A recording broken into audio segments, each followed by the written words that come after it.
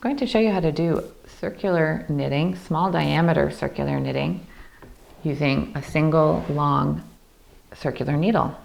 This is a 32-inch circular that I'm demonstrating on, which is the minimum that is typically preferred by magic loop knitters.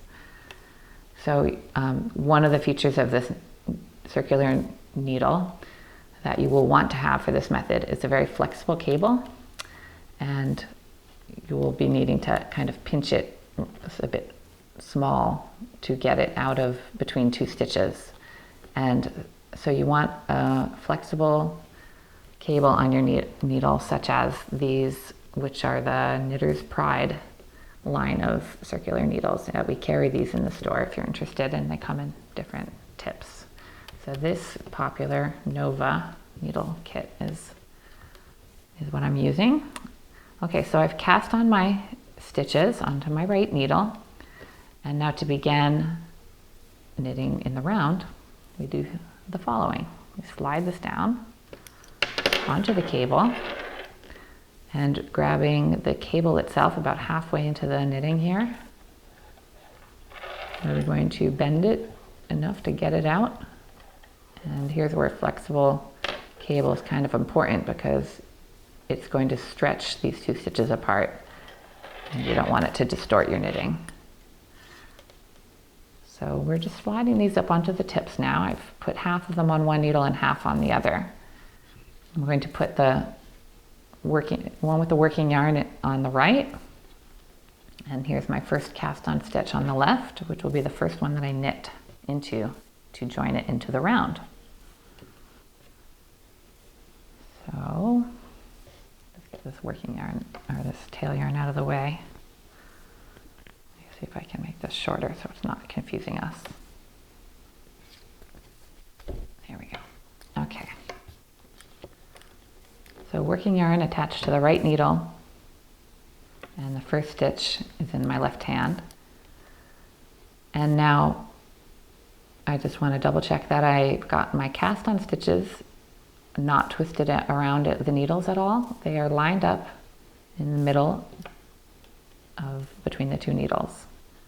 And now we are ready to knit this first stitch. Well, almost ready. It looks like I could almost knit this first stitch as I am, but that will be quite difficult. What we're going to do is grab this right needle and pull it out. So now half of the knitting is resting on the cable, and my right hand needle is free and mobile. And so I can just knit this first stitch. And in fact, knit across the whole needle. And then, so I've got half of it now on this needle and half on the cable. And we will basically just switch that around. We want this part that is on the cable, we're going to slide onto our free needle,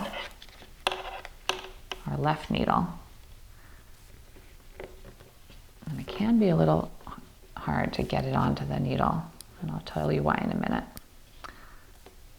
Okay, so once again, yarn is attached to the right hand needle, and I'm pulling it out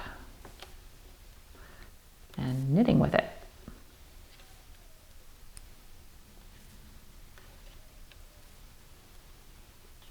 So knit across, and now